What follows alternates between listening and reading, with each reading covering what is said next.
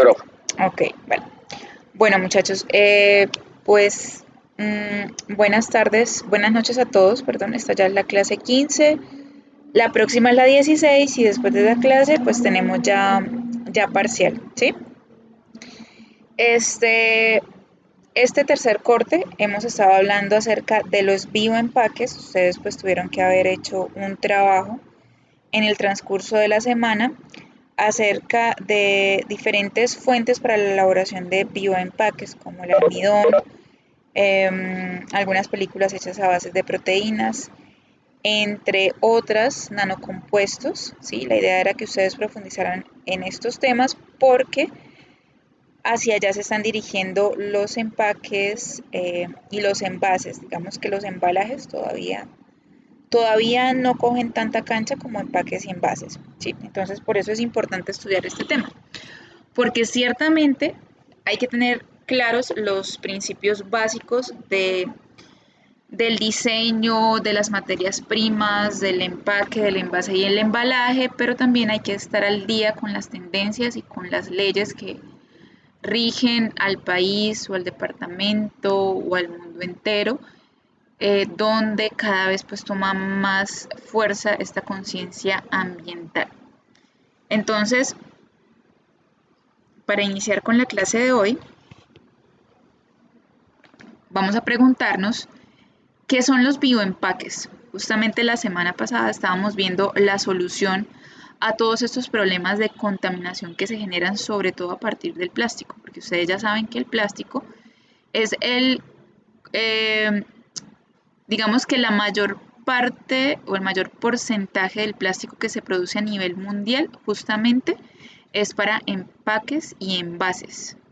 Entonces, pues esta industria tiene una bastante, digamos que el plástico, perdón, más bien tiene una gran acogida por parte de esta industria. La semana pasada veíamos ya como las soluciones, las alternativas que hay. Y pues todo esto a la final nos dirige a preguntarnos, pero bueno, ¿y entonces qué son los bioempaques? ¿Sí? Antes de ver qué es un bioempaque, vamos a revisar o a recordar más bien un poquito qué es un empaque. Entonces ustedes ya saben que un empaque es cualquier producto utilizado para sostener, proteger, manipular, entregar o presentar bienes como productos terminados. Con base pues en esta explicación y pues también teniendo, digamos que en esta parte de la materia vamos a contemplar, cuando yo hable de empaques también voy a incluir la palabra envase.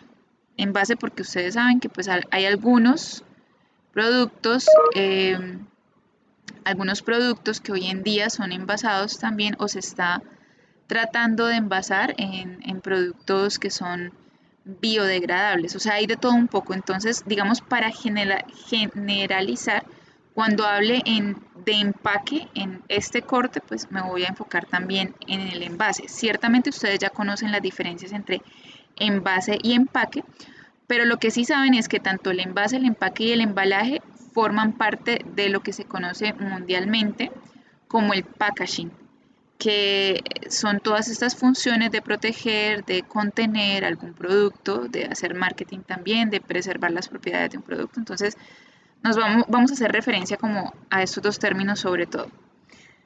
Ahora sí, recordemos también los tipos de empaques que se suelen utilizar en la industria, del cual pues ustedes hicieron algunas exposiciones. Está, por ejemplo, el vidrio,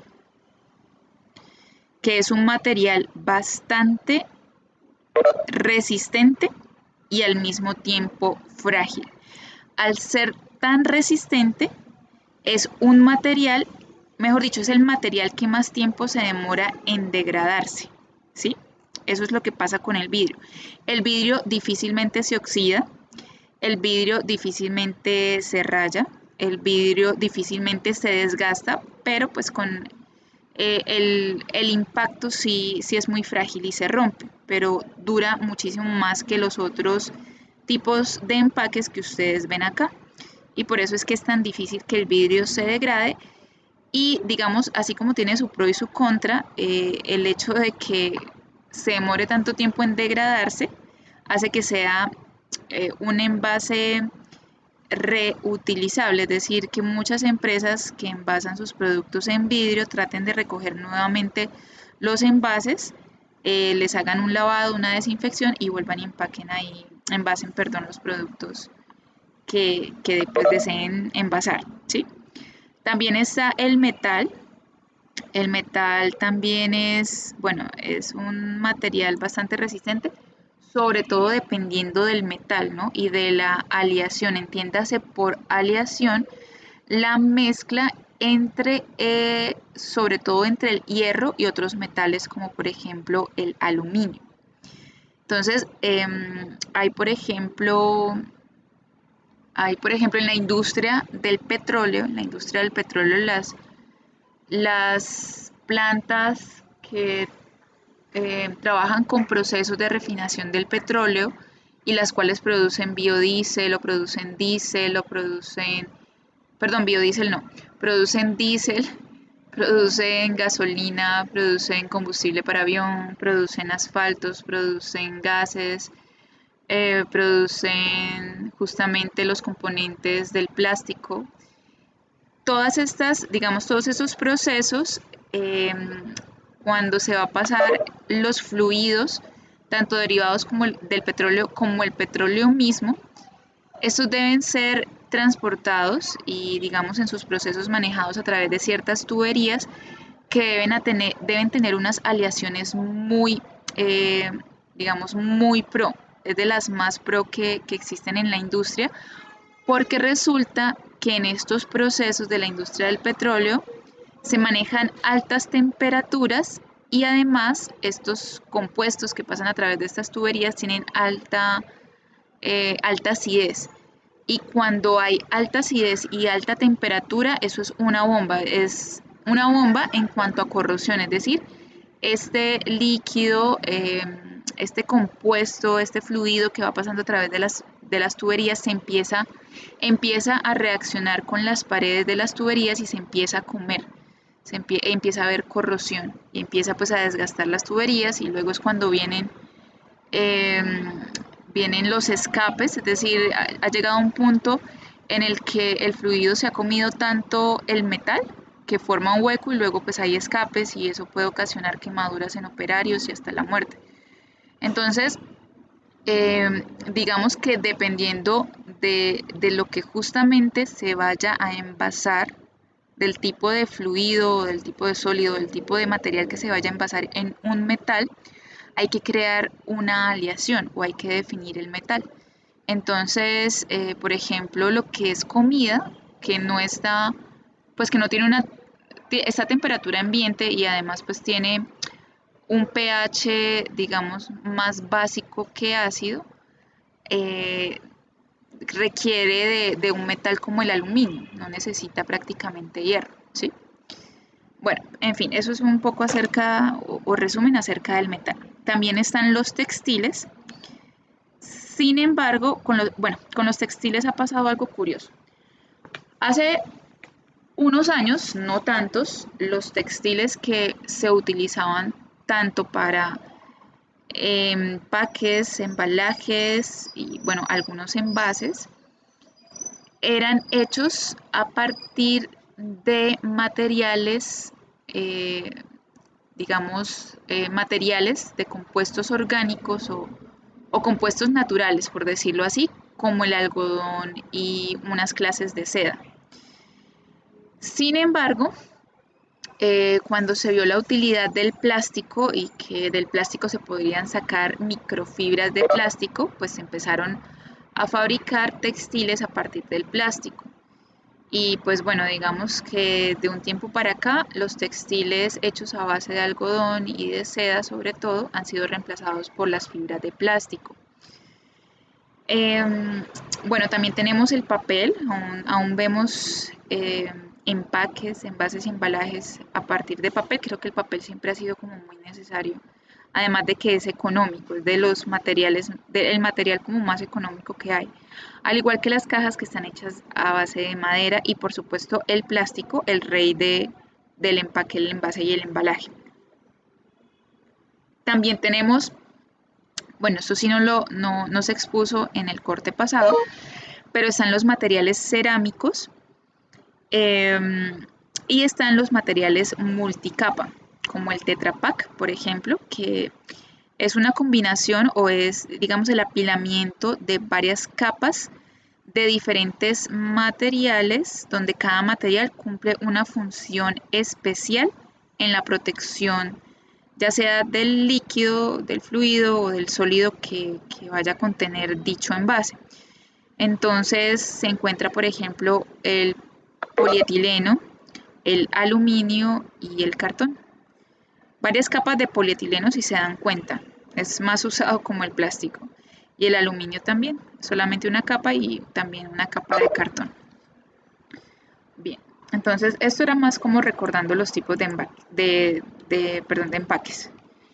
Vamos a hacer énfasis en los polímeros. En los polímeros, acá un repaso de la química que ustedes vieron, ya sea en esta universidad o en el colegio. Los polímeros son compuestos orgánicos de origen natural o sintético. Estos están, digamos, una característica esencial de los polímeros es que tienen un alto peso molecular y se caracterizan por estar formados de unidades repetitivas llamadas monómeros, es decir, cuando se unen monómeros y monómeros, esto a la final da el polímero. Si recuerdan ustedes de sus clases de química, la palabra mon viene de uno solo y la palabra poli viene de varios. Entonces, si yo junto varios monómeros, a la final pues me voy a tener un conjunto de monómeros, es decir, los polímeros, ¿sí?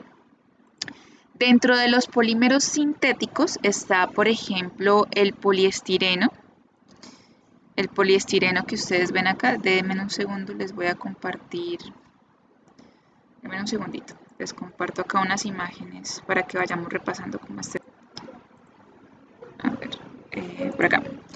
El poliestireno, entonces el poliestireno es este, creo que ustedes lo reconocen fácilmente. El poliestireno es básicamente ese compuesto que nosotros utilizamos, ese material que utilizamos para los asados, para las fiestas, etc. Yo les comentaba la clase pasada que a mi parecer es el material más contaminante de todos, a mi parecer. ¿Por qué? Porque es que este compuesto tiene una particularidad y es que se desintegra fácilmente y rápidamente. Entonces, si alguien bota un icopor al mar, lo que va a pasar es que en menos de nada, con el golpeteo de las olas o no sé si digamos las fuerzas marinas, la lluvia, etcétera, se va a empezar a descomponer el icopor en esto que tenemos acá, que son estas, lo que nosotros utilizamos básicamente como nieve, como reemplazo o simulación de la nieve en un pesebre, ¿sí? Estas partículas tan pequeñas del poliestireno luego son consumidas por los peces y cuando uno va a playas a hacer limpiezas, uno se da cuenta que hay tantas partículas de esas que en realidad es muy tedioso y muy difícil recoger esas partículas, incluso mucho más que el plástico. A mí me parece que es súper contaminante el poliestireno, más conocido digamos, en nuestra jerga o en nuestras palabras como el icopor, ¿sí? Bien. También tenemos el PET, ya les muestro por acá. Listo. Sí pueden ver las diapositivas, ¿verdad?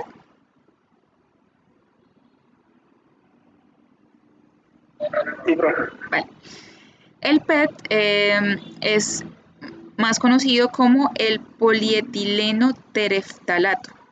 El polietileno tereftalato tiene varias categorías, ¿no? Se supone que son 5, si no estoy mal. Sí, claro. Depende sobre todo de la densidad. Es decir, ustedes van a encontrar También por ejemplo, el envase en el que está contenido el soflán o este líquido que se le echa a la ropa para que huela más rico, o Una ¿cómo es? botella de agua, de Eh, hecho, donde, cuatro, dime.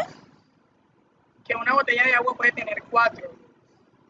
Sí, eso depende mucho también de, es decir, uno identifica también el tipo de, de plástico, de esta clasificación también del PET, cuando uno revisa en la parte sobre todo inferior. Ustedes saben que hay una clasificación, ya les muestro por acá, eso creo que todos lo hemos visto. A ver, clasificación del PET. Acá está. Bueno, este sería de los plásticos, ¿no? Cuando ustedes ven en un envase, este triángulo con estos numeritos, pues cada uno define a un tipo de plástico. Entonces el uno siempre pues va a ser el PET, el otro más conocido es el PVC, el que alguien me estaba preguntando, no recuerdo quién. El polipropileno, bueno, otros, poliestireno, etc.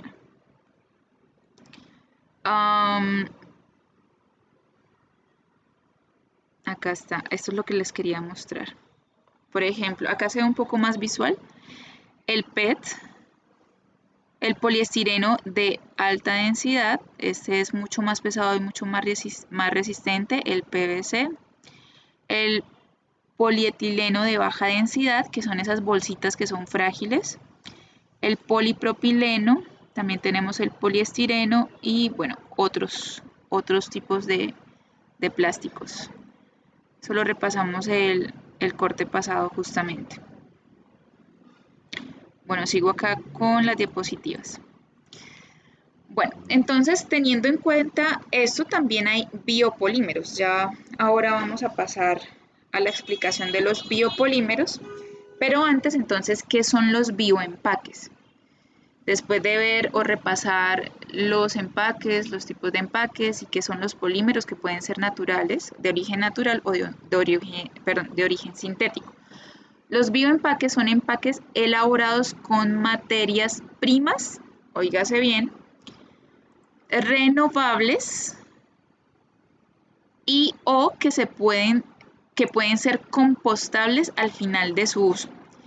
¿Quién me dice cuál es la diferencia entre renovable y compostable?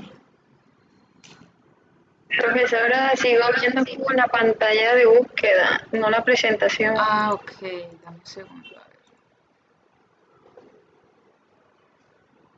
¿Ahora sí? Sí, ahora sí. Ok. Profesora, renovable es que se puede reutilizar, darle otro uso, y compostables es que, que se le da se puede se le da otro uso, pero ya viene siendo en la naturaleza, si no estoy mal. Ok, ¿alguien más?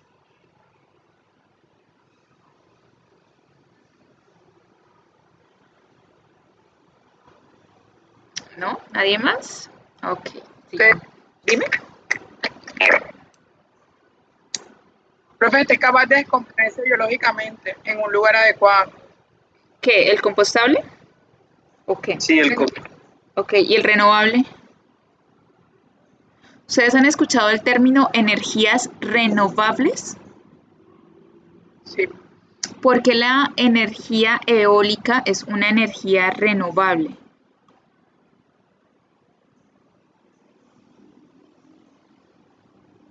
Porque es una sustancia de carbono, profe. No, la energía eólica, la de los molinos que colocan en lugares donde hace mucho viento y pues con las fuerzas del aire se genera el movimiento de las hélices y con el movimiento de las hélices se suministra, bueno, esto se convierte en otra clase de energía, porque a la energía eólica se le conoce como energía renovable.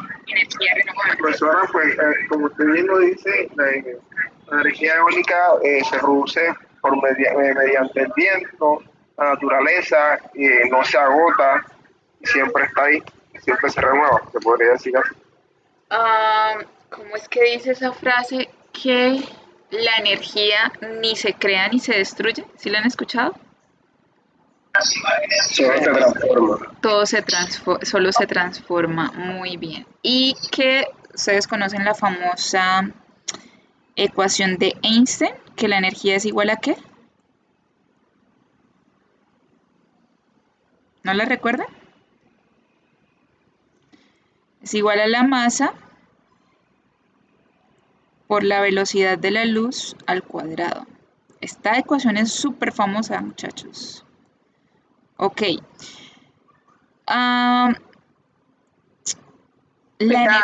Dime. La energía es igual a la masa multiplicada por el cuadrado de la velocidad de la luz. Ajá. Entonces, resulta que sí, la materia se puede transformar en energía y eventualmente pues la energía se puede transformar en materia.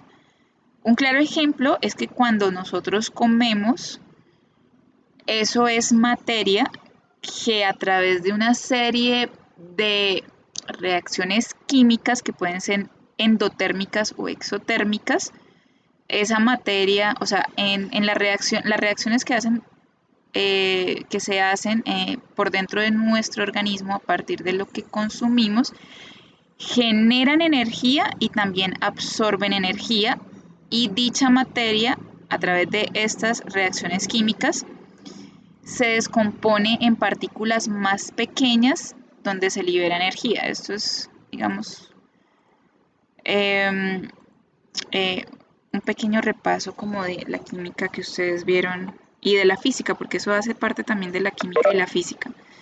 Si yo tengo, digamos, una manzana morada, y la consumo, esta manzana a través de ciertas reacciones químicas en mi organismo se va a convertir en partículas más pequeñas, pero además de eso también va a generar energía. Entonces, la suma de la energía que se produce y estas partículas pequeñas, pues vienen a partir de esta manzana. ¿Sí? Bueno, en fin, eso es un repaso. Dime. Es decir, que por su oxidación. Depende del tipo de reacciones químicas que se presenten, ¿sí? Ahí intervienen muchísimos factores en la descomposición de la materia prima. Pero como les digo, hay para algunos compuestos, digamos, con la simple reacción de las enzimas, porque ustedes saben que nosotros tenemos enzimas en nuestro cuerpo que lo que hacen es degradar la comida en partículas pues mucho más pequeñas que luego son aprovechadas por nuestro organismo, o sea, al ser tan pequeñitas, luego pasan al torrente sanguíneo y del torrente sanguíneo pues se distribuyen a las diferentes células que estén necesitando lo que conllevan estas pequeñas partículas, y también esto produce energía que es la que utilizamos para hacer todas nuestras actividades. Esto pasa con algunos alimentos. Con otros alimentos, digamos, para que ellos se puedan descomponer fácilmente en nuestro organismo, necesitamos es antes aplicarles energía. Por ejemplo, cuando cocinamos, bueno, entré en este tema, de pronto no hace tanta parte de lo que estamos viendo ahora, pero sí me parece como importante que sepan las bases de lo que vamos a ver ahorita, que serían las materias primas renovables. Hay comida que se necesita de energía para que nuestro cuerpo la asimile y luego la pueda descomponer en partículas más pequeñas. Razón por la cual muchos de los alimentos que nosotros consumimos necesitan ser cocinados antes. Y ustedes saben que cuando un alimento se cocina se le está aplicando energía que muchas veces viene de la quema digamos, del carbón o de madera, o viene energía que viene a través del gas, o energía que viene a través de la electricidad, porque hay cocinas que son a base de unas resistencias. Bueno, en fin, hay que aplicarles energía a esta comida para que posteriormente el organismo la pueda asimilar y la pueda sintetizar en partículas más pequeñas. Entonces, esto de renovable es que pues nunca se va a agotar, siempre se va a estar renovando, siempre va a estar renovando. Como las clases de energías, la energía solar o la energía eólica, justamente, la energía eólica que es a partir de las hélices se transforma luego en energía eléctrica, importante pues para, digamos, que funcione una ciudad.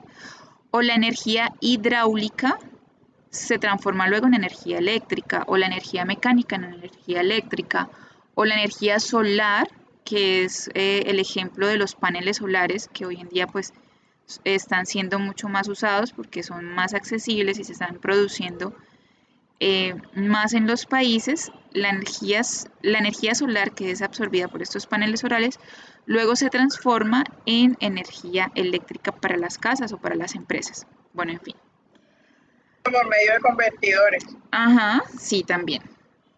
Entonces, vamos a ver la diferencia. Bueno, lo que quiero que les quede claro es que una materia prima renovable es aquello que se está renovando continuamente, o sea, nunca va a desaparecer. Ahora vamos a ver, digamos, unas diferencias entre biodegradable y compostable.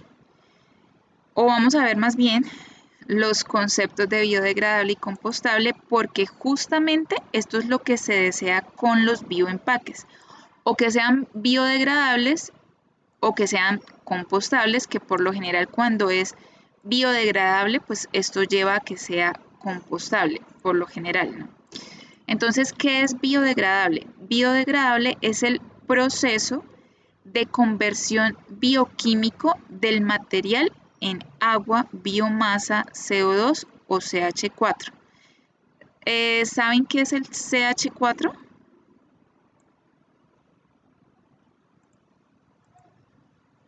No, el CH4 es el metano. ¿Sí sabían? No sabían. Que es un combustible con el que muchas veces se cocina. Bueno, el CO2, creo que sí saben ustedes. El CO2 es lo que nosotros generamos. Sí, lo que nosotros generamos cuando respiramos. Así es. Entonces, si yo tengo un material, una manzana, por ejemplo, si yo tengo una manzana, la manzana es biodegradable, ¿por qué?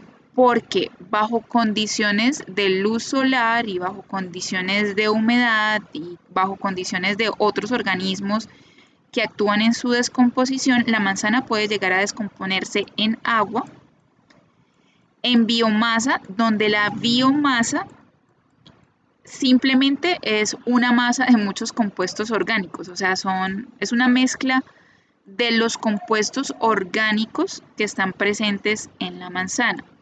También se genera CO2 y también se genera CH4. Les voy a poner un ejemplo un poco más digamos, más visual, ¿sí? De pronto ustedes se lo van a imaginar. Cuando una vaquita come pasto, cuando una vaca come pasto, porque sí, prácticamente solo come pues el pastico que encuentra por ahí en las praderas o donde esté, con la vaca pasa lo siguiente.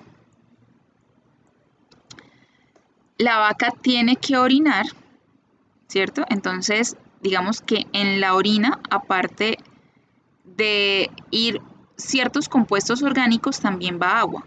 Digamos que va una buena cantidad de agua. Y pues en su cuerpo también fluye agua o H2O. Cuando la vaquita defeca, produce estiércol y el estiércol viene siendo como la biomasa. No sé si ustedes sepan que el estiércol de la vaca es un fertilizante muy bueno para las matas. Es muy bueno también para que crezcan cierta clase de orquídeas. No sé si ustedes sabían eso. O sea, tiene muchos compuestos ricos, carbonados y nitrógenos, que hacen que sea un buen fertilizante para muchas maticas. Profe, también es combustible. No, sí, sí, pero ya para eso voy. También es combustible, sí. Se puede crear biodiesel o biocombustible a partir de ese estiércol. Cuando la vaquita respira oxígeno, ella expira el famoso CO2, que nosotros también hacemos eso, respiramos oxígeno y botamos CO2. Y cuando la vaquita eructa, ya sea, ya sea por acá o por acá, o sea, bota sus gasecitos, lo que está botando, ajá, lo que está botando la vaca por acá o por acá, porque ellas también, digamos, eructan, es el CH4 o el metano.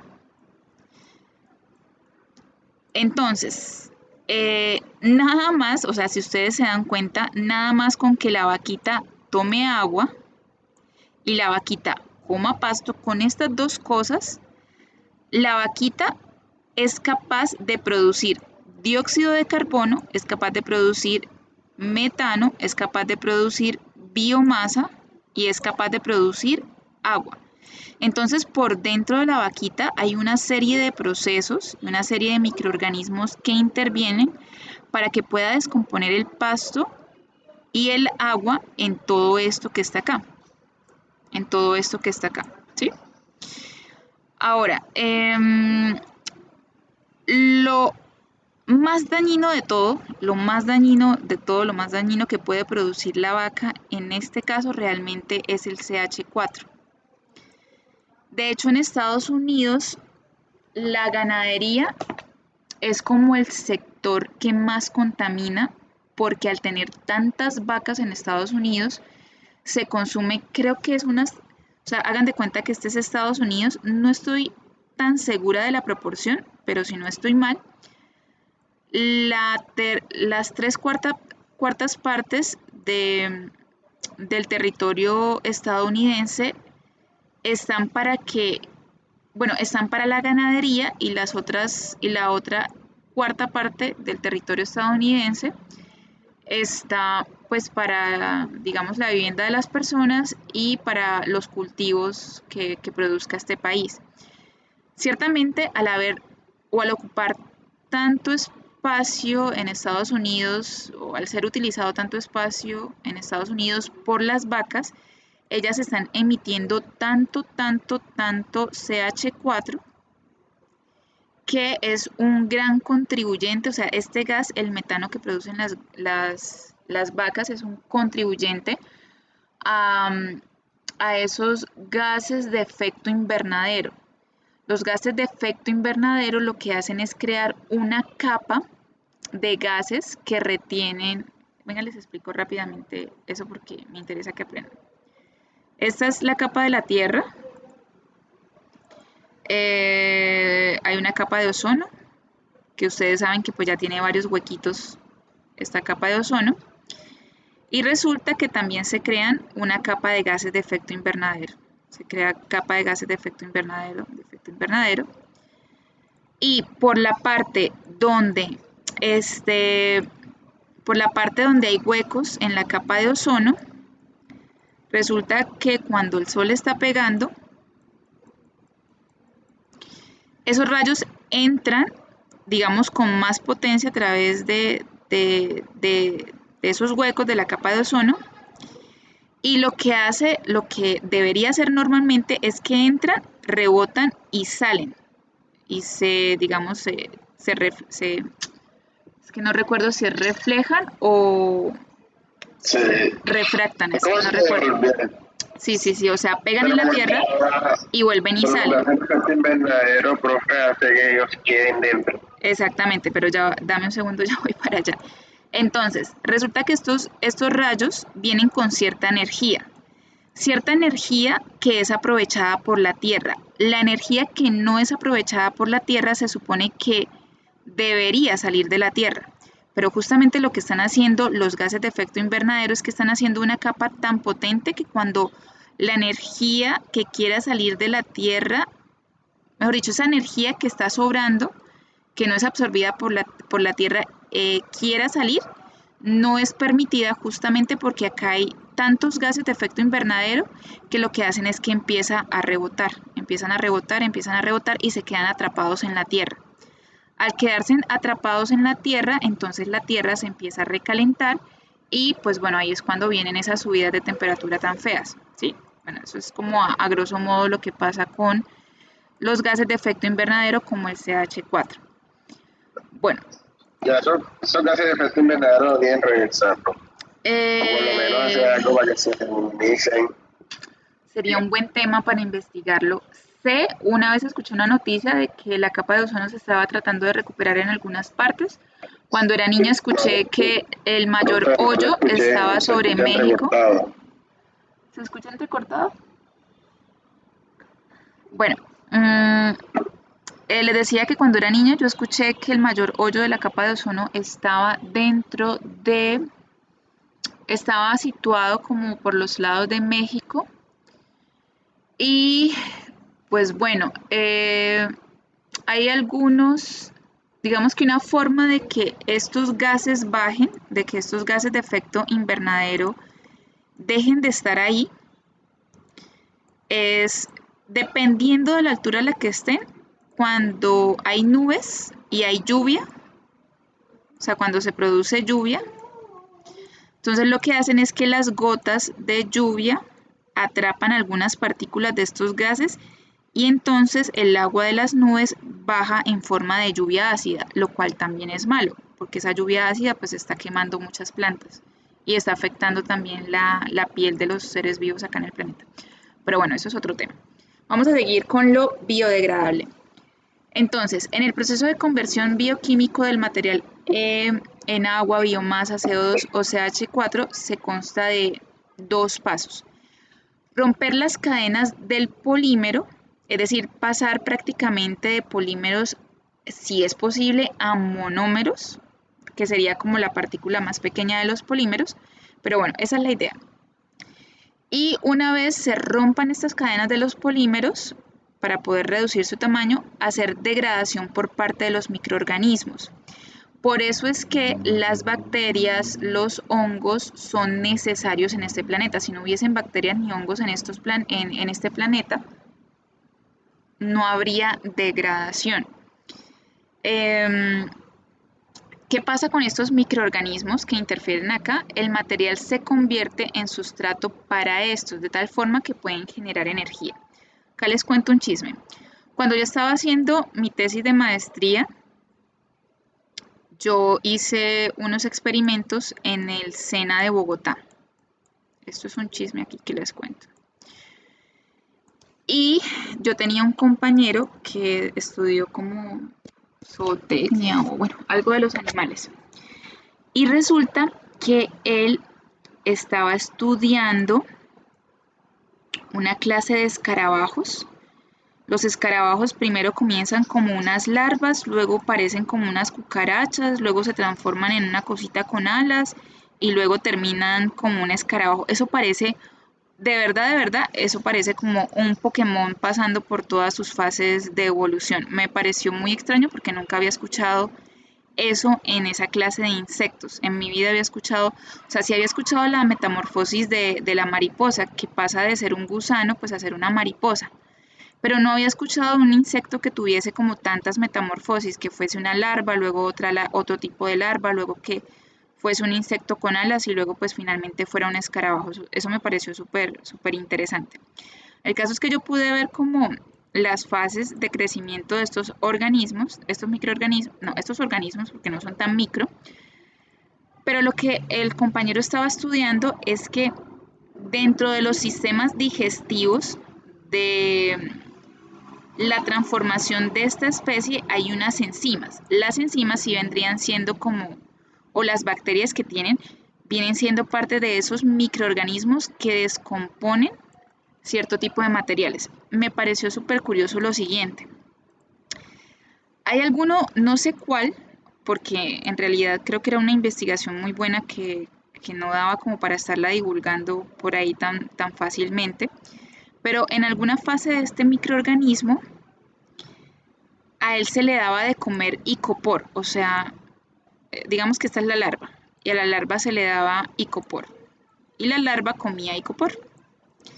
Y la larva defecaba un compuesto que era totalmente biodegradable, o sea que se podía usar como abono. Me pareció estupendo porque si se investigara más en esto, en esta clase de microorganismos, prácticamente digamos que uno podría echar estos microorganismos a un carrasco o a un relleno sanitario y en no sé cuántos años, pensaría que muchos años, lo que conocemos como un relleno sanitario que estaba lleno de compuestos tóxicos y compuestos que eran difíciles de degradar, en varios años podría, digamos, ya aparecer un poco de fertilizante que podría ser utilizado para la tierra. Digamos que eso es lo que hoy en día están buscando, se está buscando a través de muchas investigaciones. Eso es algo bien interesante. Yo de hecho les voy a dejar una charla TED Talk para que ustedes la revisen y la estudien porque este tema es bien interesante. Pero bueno, la idea entonces con esto es que el material se convierte en sustrato para estos, es decir, en comida para estos microorganismos, de tal forma que pueden generar energía o pueden generar material que es compostable. Esto depende muchísimo de las condiciones ambientales, como por ejemplo la temperatura, la humedad, entre otras cosas. Ahora, ¿qué es compostable? Compostable es el material del empaque y sus componentes orgánicos mayoritarios son naturalmente biodegradables. Eso es un material compostable, que la mayor parte de sus componentes orgánicos son naturalmente biodegradables. La desintegración se realiza en un proceso de compostaje de residuos orgánicos en un cierto tiempo. No afecta el proceso natural de compostaje y la calidad final del compost no se ve perjudicada por este material. Entonces, ejemplo de esto son esas bolsas que son hechas a partir de almidón, de maíz o de yuca, que son como los más frecuentes, los que he escuchado, que simplemente pues si uno ya no quiere utilizar la bolsa, la puede echar a una compostera y pues con el paso del tiempo ya no va a haber bolsa, sino que esto va a estar desintegrado en pequeñas partículas que van a ser pues difícilmente apreciables. Hay varios microorganismos que ayudan a acelerar este proceso de degradación, como la lombriz californiana. No sé si han escuchado acerca de esa lombriz.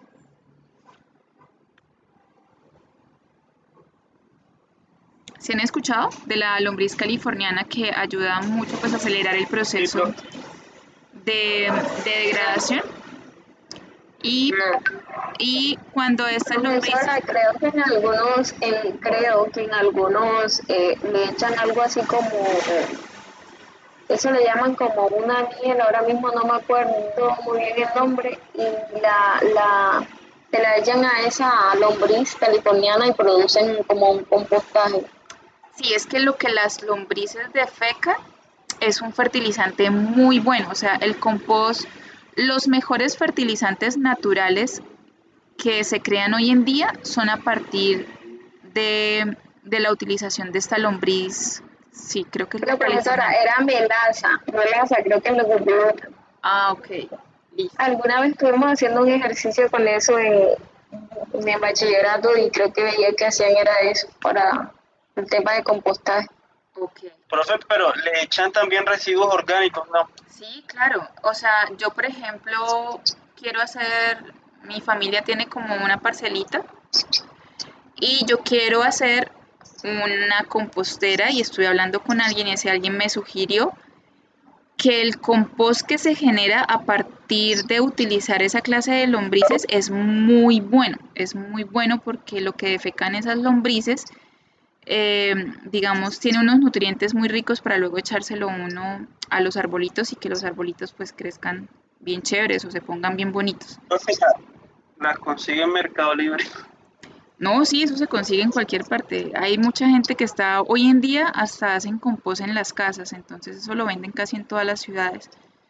Creo que Sí, me averigüé. Dime. Acá en mi casa hicieron, pero no resultó muy bueno porque había mucha mosca. Entonces. Sí. No, claro, es que eso hay que hacerlo muy bien, o sea, hay que sellarlo muy bien para que la Sí. mosca no entre. Eso tiene su técnica. Bueno, vamos a hablar ahora un poco acerca del ecodiseño, pues ya sabiendo que lo que se espera de los bioempaques es que sean biodegradables y que sean compostables.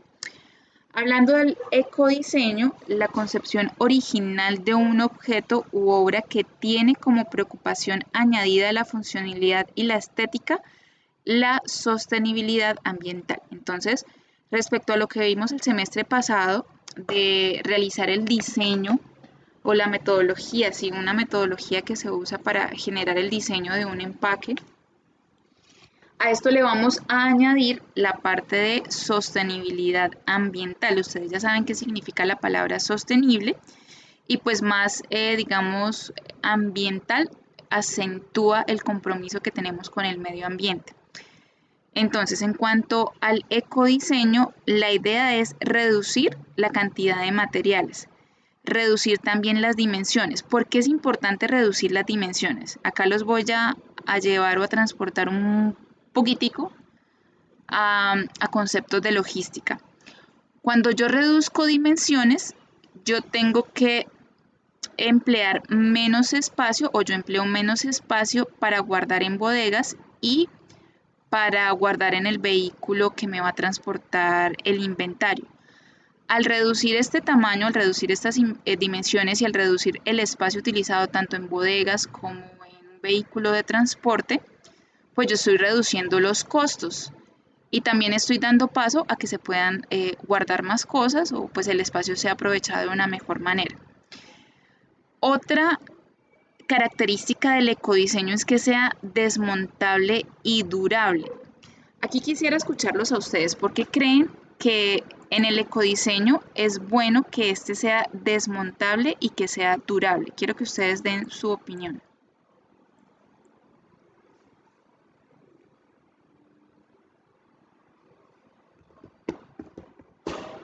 A ver, muchachos. Dime. Es que voy a decir algo que se me viene a la mente y yo diría que porque es más amoldable de acuerdo a lo que se vaya a guardar. Pues sí, es decir, tiene mucho sentido lo que dices. Sin embargo, me encantaría más como una respuesta orientada hacia la sostenibilidad ambiental, porque que un artículo sea desmontable es conveniente para la sostenibilidad ambiental. Okay.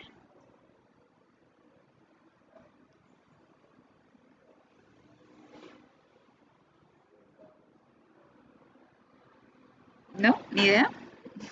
Bueno, les voy a explicar. Este es un tema bien interesante. ¿Sí? Una pregunta. Dime. O sea, desmontable quiere decir que, por decirlo así, se pueda desarmar. Sí. O sea, pueda comprimirse, por decirlo así, pero como tal no siendo comprimido, sino que se desarme. Exacto, sí, que se desarme. Profesor, yo pensaría que es porque al momento de que estos vayan a ser como que recogidos, por decirlo así, reciclados, en cierto lugar ocupa menos espacio, no sé.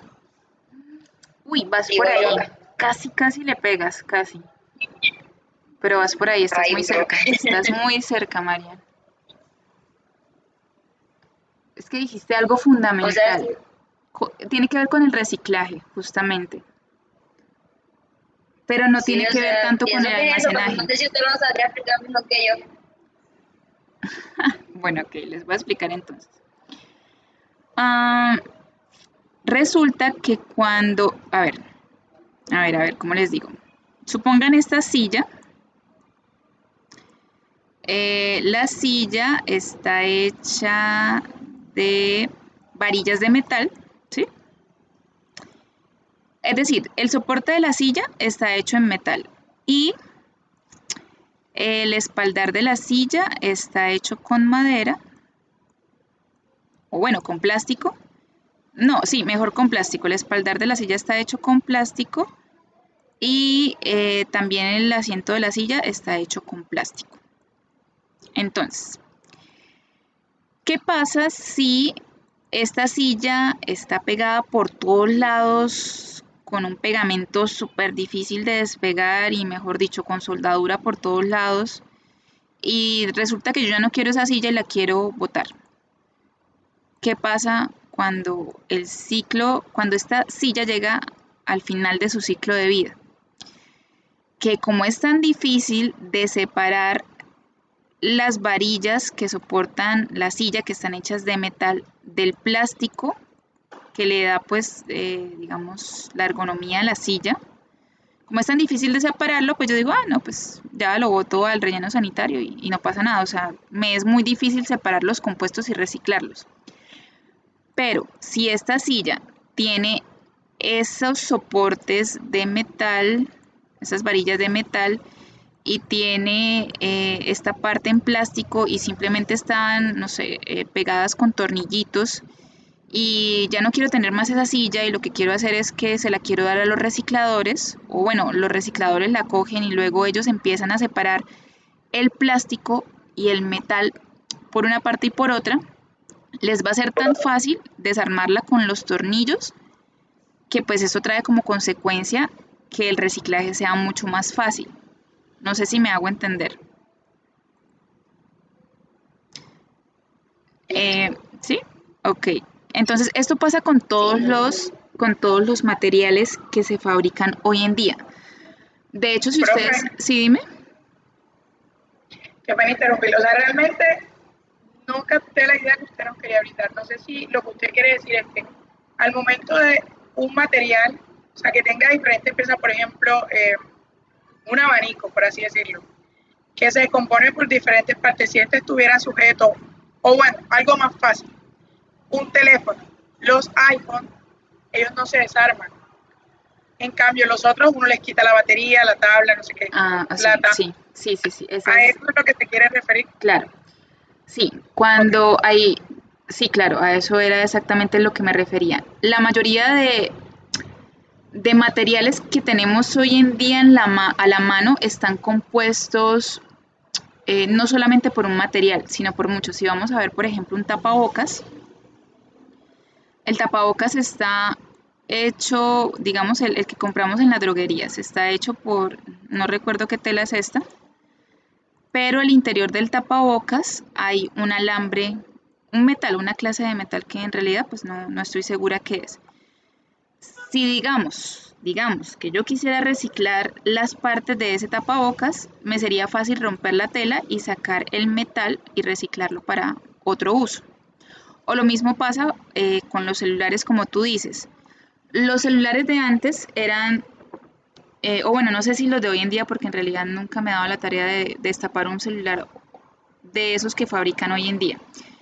Pero los que fabrican hoy en día, o bueno, los celulares, digamos un celular ambientalmente sostenible debería ser desmontable de tal manera que yo le pueda extraer el plástico por una parte, le pueda extraer el metal por otra parte, le pueda extraer la batería por otra parte y el vidrio por otra parte, para que cada una de sus partes sea recicladas y devueltas al inicio de la cadena de suministro de alguna planta o de algún proceso. Esa es la idea. Cuando un producto no es fácilmente desmontable, pues no se va a invertir tanta energía en separar sus partes y lo que se va a hacer es que se va a botar un relleno sanitario, pues eso es plática perdida y eso es más contaminación para el medio ambiente. A eso era lo que me refería con desmontable. Y eso hace parte de los principios del ecodiseño. Además de eso está, está también el que sea durable. El que sea durable, aunque si ustedes se han dado cuenta, este concepto de que sea durable es como realmente es como tan fugaz. Es decir, antes las cosas eran diseñadas para que duraran mucho y duraban mucho y uno se preocupaba porque si se dañaba un televisor o si se dañaba un abanico, pues llamábamos al reparador y lo mandábamos a arreglar. Hoy en día no, si se nos daña ya lo botamos o lo desechamos o lo que sea, o lo arrumamos por allá en alguna parte y compramos algo nuevo. Esto es incentivado por dos cosas. En primer lugar, se ha escuchado o se dice que las empresas de hoy en día fabrican productos para que no duren tanto, para que así las personas estén comprando a cada rato o estén renovando los productos que tienen. Y por otra parte, también el consumidor, digamos, ha generado unos comportamientos de consumo, de que sí, un consumo como a la moda, como que si llega algo nuevo, desecho lo que tenía antes y compro lo que ahora es nuevo. Si se me dañó una partecita, lo desecho y compro algo nuevo. Y lo mismo pasa, por ejemplo, ya saliéndome un poco pues como del empaque, el envase y el embalaje, de la industria textil, el fast fashion. No sé si ustedes han escuchado esa frase, de utilizar ropa muy poco y estarla cambiando según las temporadas y las tendencias que hay. Esto es realmente muy malo porque la industria textil es una de las industrias más contaminantes que existen en el mundo. Muy, muy, muy, pero todo esto es por la tendencia de estar cambiando ropa constantemente, ¿sí?